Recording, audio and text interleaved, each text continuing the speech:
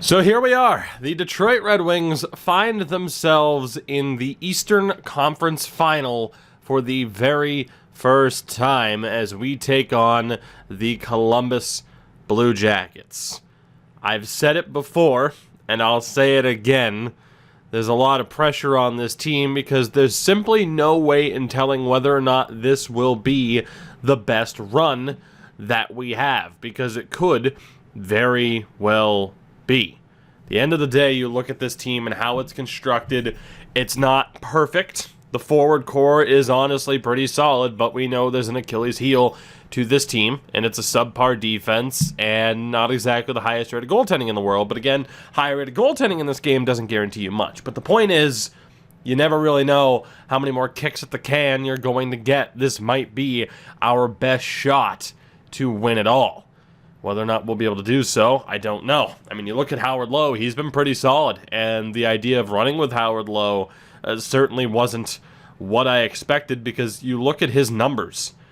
They're not impressive by any stretch of the imagination, but this has been his best season. I mean, obviously, when we threw him into the fire way back when, a decade ago now, he was extremely low rated. But we haven't exactly seen a gradual improvement over the last 3 to 5 years. It's just been this year where he's appeared to finally break out after, not so great performances in the past, where, of course, we ended up going with Tristan Lennox. You look at the team, though. Defensively, we need a little bit more out of Jamie Drysdale when it comes to the actual defensive side of things in 5-on-5 play.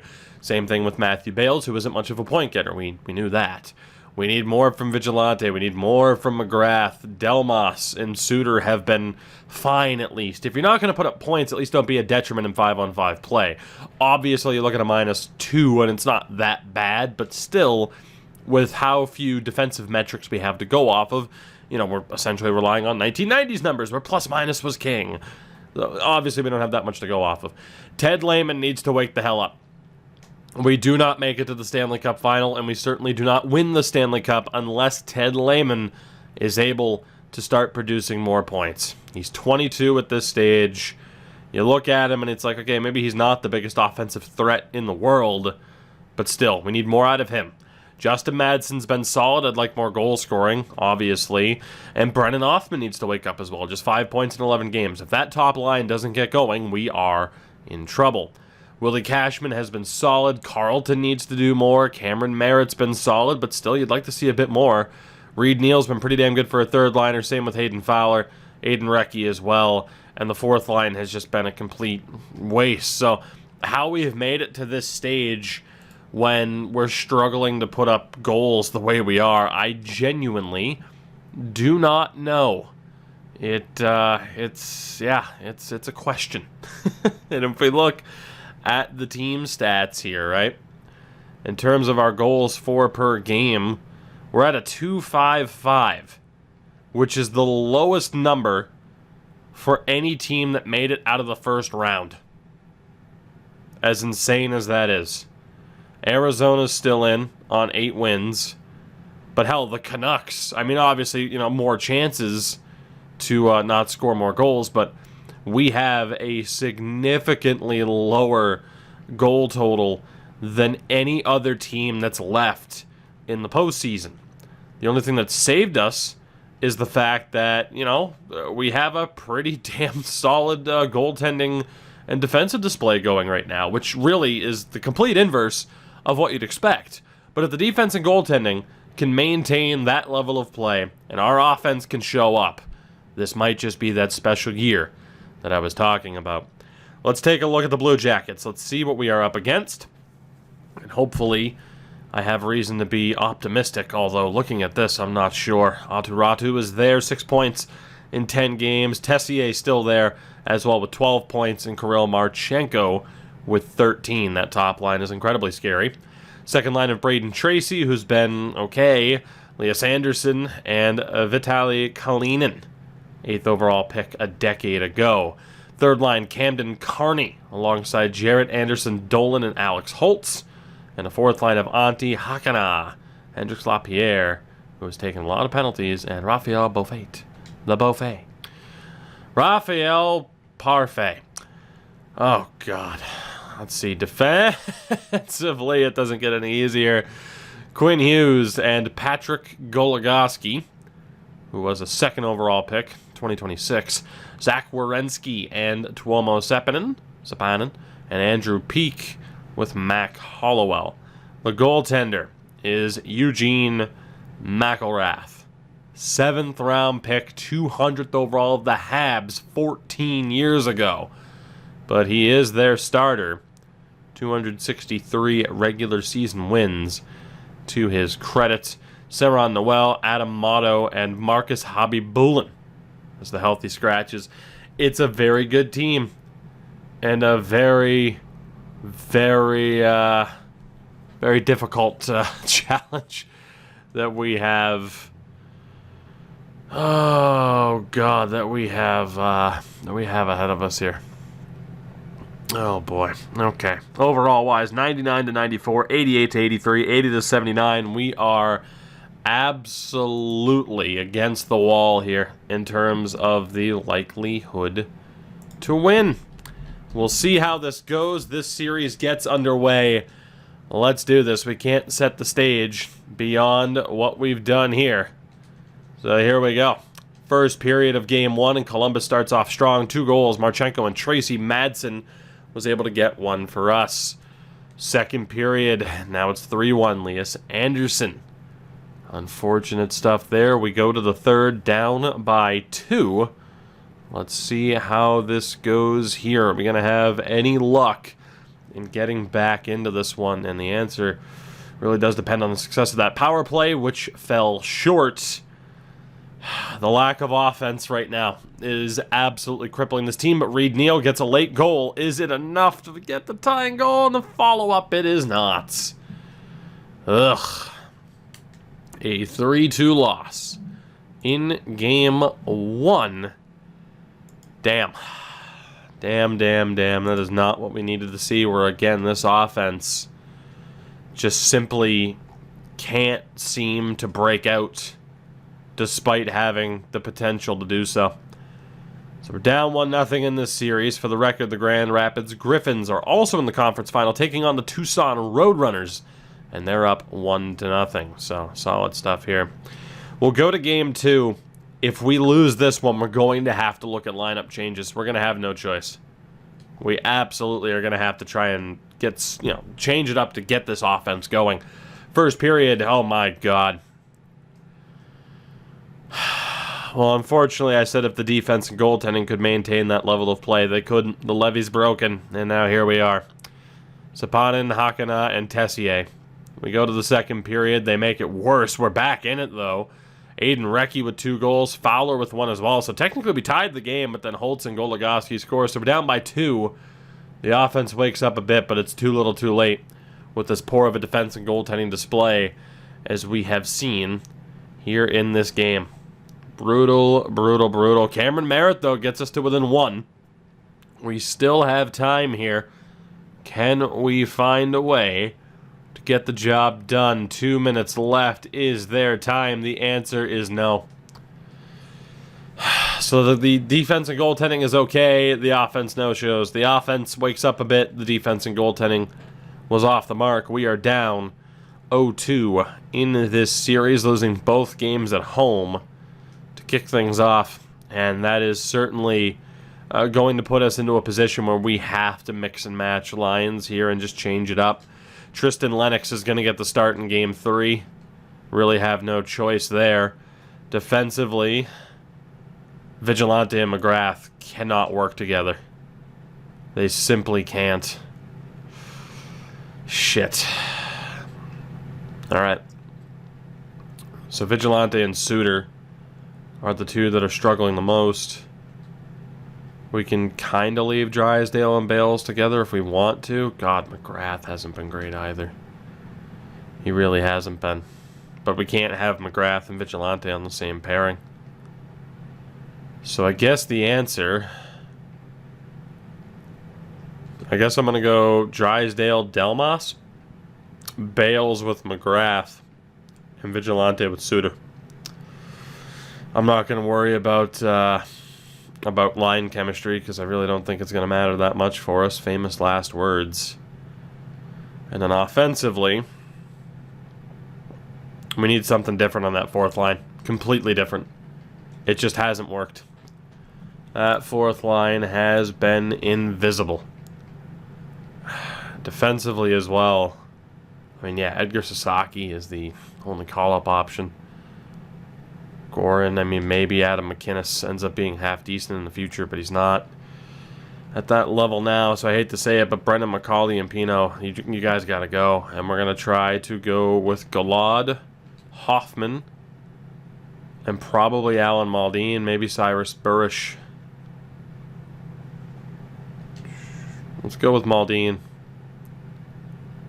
Although, in the AHL playoffs, Galad has really struggled. He scored a clutch overtime playoff goal for us, but yeah, Galad's been garbage, as has Hoffman.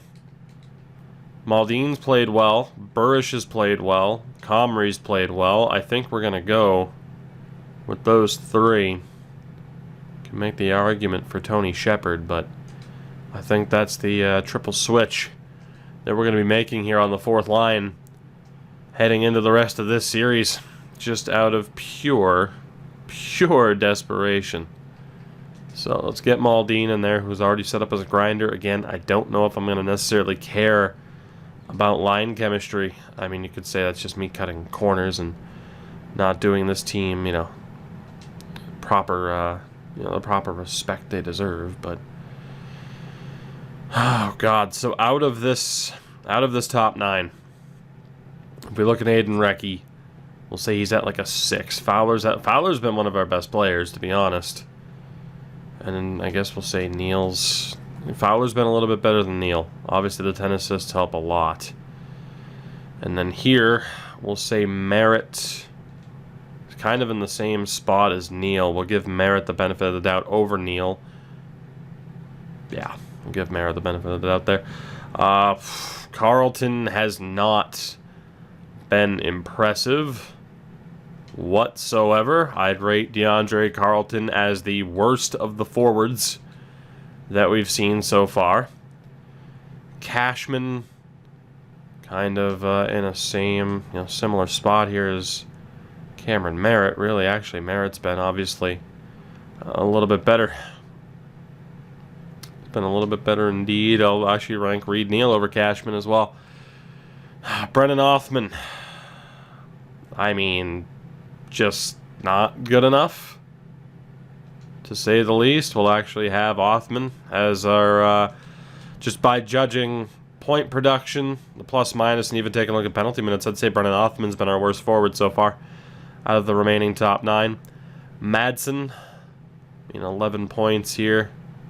I'd probably put him below Fowler, though, but he'll still be above Merritt. The penalties from Madsen have been brutal.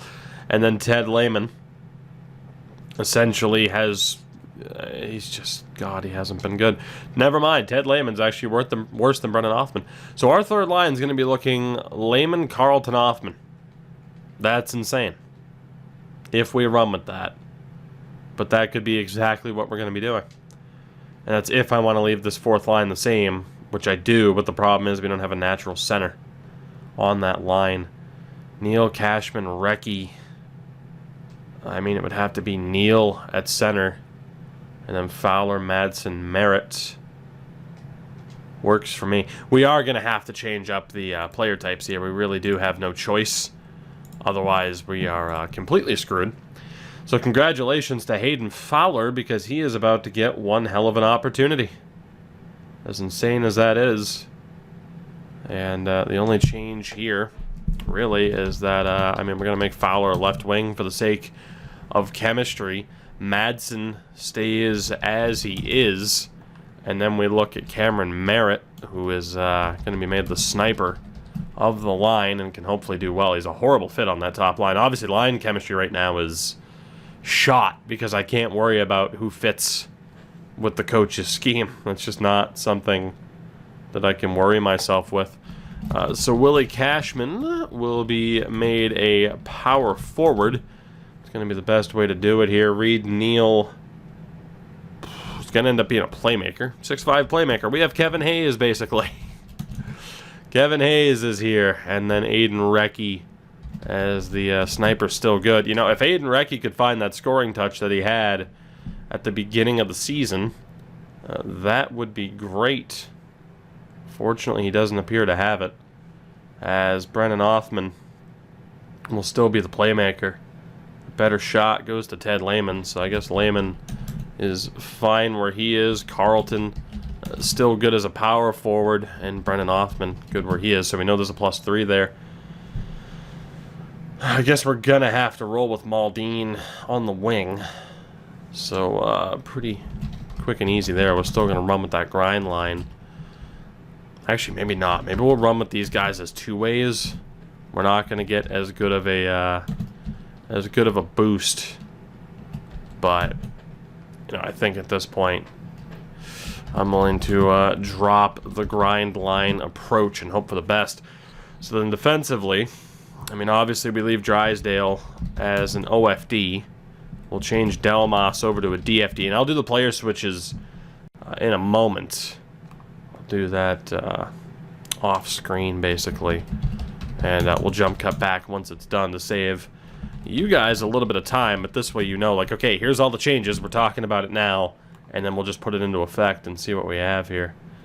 So I think Vigilante is going to be a two-way, as is Suter, and in that way, yeah, we don't really have to worry about the offensive defenseman, defensive defenseman. So give me a second, we'll set this up, and we will hope that somehow, some way, this team's able to come back. Alright, the team is set. You get a look at the new chemistry setup. Obviously, not ideal, but we're trying to get players who are succeeding into a position to continue to do so. Defensively, though, we do have a +3 on each of the top two lines. Vigilante and Suter, of course, evened out. So the big thing here, I think, is not having the fourth line as a grind line. I could probably get a +1 at the very least out of that, but we're going to roll with two ways instead. Just see what happens. It's game 3. Let's see how it goes. A lot of pressure on this team right now to succeed. Let's do this. First period, and 2 goals apiece. 2 goals for Willie Cashman, Kalinin, and Goligoski for the Blue Jackets. Second period, we do have the lead. For the first time in this series, I believe we have a lead, and it's Burish on the fourth line who gets the goal. So nice to see the fourth line already contributing. Something they hadn't done up to this point, but Tessier scores to tie it up. Power play chance goes to waste. Can we get the goal that will put us back ahead here? Because if we lose here, I don't know if we can possibly come back. Are we going to overtime here in game 3? Yes, we are. Let's see what happens. Here we go. We need something, and we didn't get it. Kearney, 3-0 Blue Jackets. And the Red Wings are being honestly thoroughly embarrassed here. God damn. Whew. Damn. I mean, all 3 games, a 1-goal differential. But obviously that doesn't tell the full story because there were moments where we were down by 2 or 3 goals. But this is incredibly disappointing now to see this team get to this point, and we just can't put it together. We just simply can't do it. Let's pull this Band-Aid off. It's game 4. All we can do now is take it 1 game at a time. Do we have enough? Do we have enough to come back? First period, Columbus with the lead, Marchenko. Second period, Columbus still has that 1-0 lead. We go to the third. All or nothing here. What is it going to be? Hayden Fowler scores on the power play. We are tied, but we need this next goal, and we don't get it. Kirill Marchenko gets it on the power play. Is that going to be it for the Red Wings? The answer is no. Reed Neal ties this one up late. Again, it will be 1 goal as the difference maker. Damn it. Come on. Here we go. We need this. One game at a time. Power play for the Blue Jackets, and the Red Wings score as it ends. Cameron Merritt gets the winning goal. There will be no sweep here in the conference final. Cameron Merritt's the hero. Howard Lowe kept us in it. Whew, maybe it was unfair to take out Lowe after the first 2 games, although some of the goal-scoring totals were a little bit high, so it was worth a shot. But hey, at the very least now, we're back in it. Grand Rapids 1 win away from taking on the Hershey Bears for the Calder Cup. 1 win down, 3 more to go. It's Game 5. Can we get the job done here on home ice and extend the series even further? First period, we get the opening goal. Reed Neal scores again. Second period, we can't add to it, but here we go. 20 minutes away now. We're going to need an insurance goal, and we get it. Burish, there we go. The injection of life into the fourth line that we desperately needed. One more goal would make me feel great, especially now that Alex Holtz has scored. The lead is down to 1. 6:10 remaining. Can we force a Game 6 back in Columbus? The answer is yes, as Maldine gets the empty netter. The Red Wings aren't done yet. 2 wins down. 2 to go. Howard Lowe and the boys keeping us in this one. Arizona looking to fight back as well. We go to this 6th game. I want to take a look at that fourth line and what they've done so far. Obviously, those are combined playoff stats. Maldine, 1 point in 3 games, but a +2. Can't complain. It was an empty netter. Cyrus Burish, 2 points, 2 goals in 3 games. And Reed Comrie as well with the 1 point. They're at least contributing. We go to Game 6. Can we get the job done? Can we come back and force Game 7 from 3-0 down? First period, and we have the lead. Cameron Merritt scores again. Second period, we double it up. Reed Comrie, the fourth line, contributes once more. Whoo, here we go. It's the third period of Game 6. We're up by 2. Can we hold on? Come on, boys. Imagine we come back. DeAndre Carlton makes it 3.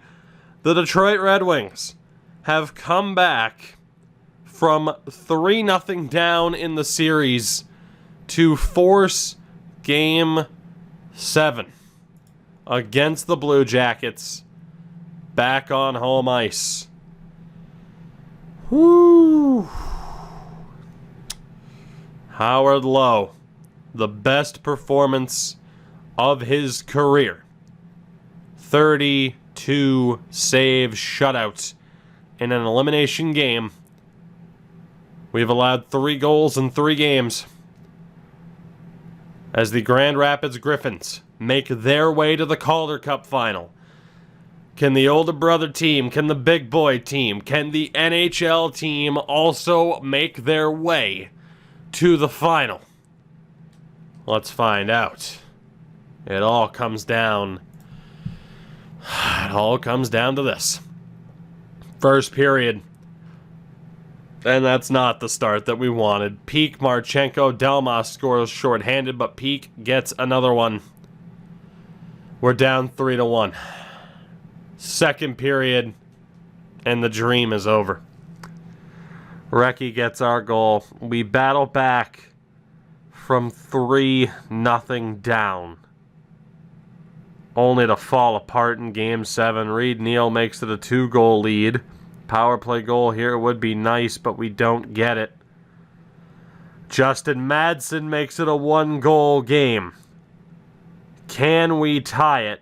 3:20 to go, and if we're going to watch this team fall, then damn it, we're going to watch it happen live. Can we do it? We came back from 3-0 to begin with.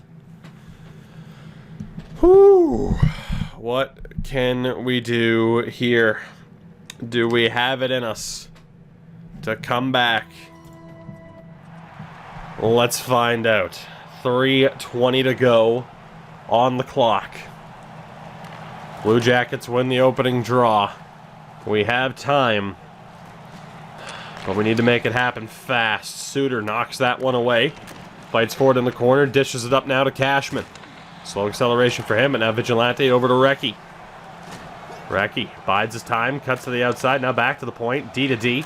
Vigilante for Cashman, nowhere to go. Braden Tracy in his face. Huge hit there, but still the Jackets in possession of the puck. Now it's Kalinin over the blue line into a shooting lane, doesn't take it. Dishes it off to Tracy, who one-times it at the point. Found the defenseman, bouncing puck. Still all over the place. The Red Wings in possession of it for the moment, as again Cashman able to find Keegan Vigilante. Yeah, over to Aiden Recchi, the shot just high and wide. Great chance there from one of the top goal scorers in the league, if I do remember correctly, Elias Anderson. Intercepted, but still fighting for it. Khalil Suter now able to come up with it. Dishes it off for Vigilante. Circles back, finds a fresh Cameron Merritt off the bench. Willie Cashman in front, picked off by Ratu on the backhand. The captain of the Jackets with a great play there. 2:10 to go in a one-goal game now. Merritt able to take that one away. Has some fresh legs to dish it up to. Finds Hayden Fowler. Tries to work his way through. Can't do so. Ratu was there yet again. Drysdale tried to send it back up. Bounces off the stick and still competing for it in the neutral zone. The Blue Jackets able to come up with it. Still, though, in a fight for it, Goligoski's able to dump that one in. Under 2 minutes remaining now. Marchenko wins it. Ratu in front, denied. Still loose, and Howard Lowe is able to find it at the last moment. Lehman, Carlton, Othman. A bad sign that they're on the third line. Crucial players for this team. But they have an amazing chance here. Werenski. Ratu, Marchenko doesn't pull the trigger. Sapanen does. Kick save by Lowe. But he'll be forced to hold on to it with 1:36 remaining.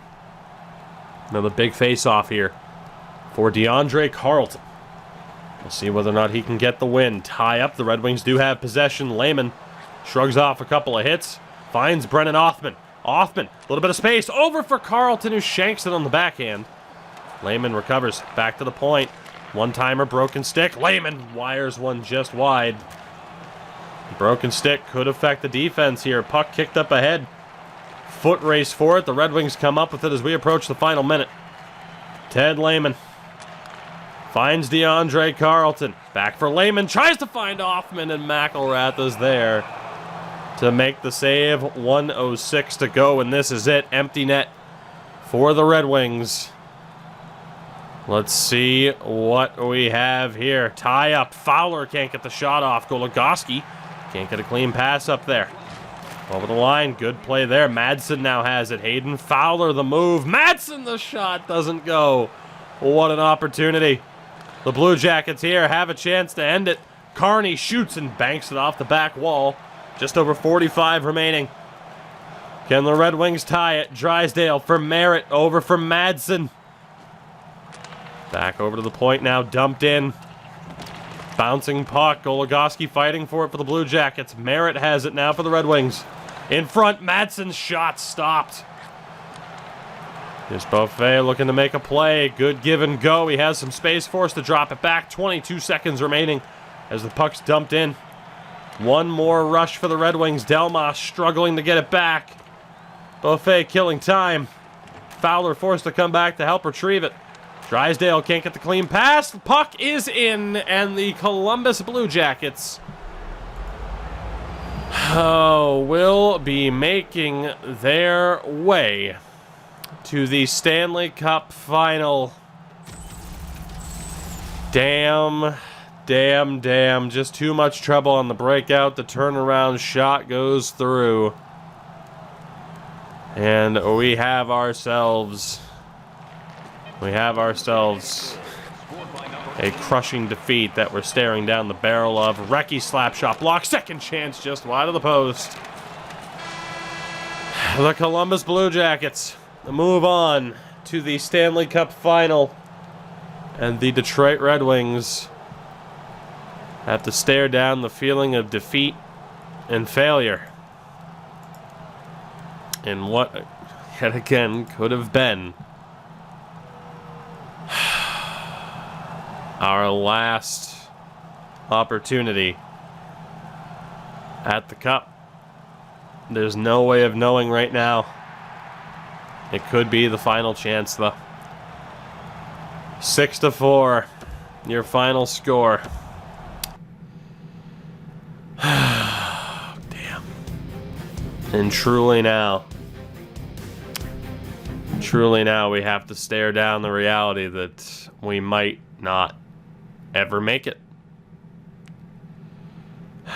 Calder Cup is still up for grabs, but that's not the prize that we wanted. Will there be somebody in the draft to help put this team together? I just don't know. Where do we go from here is the question.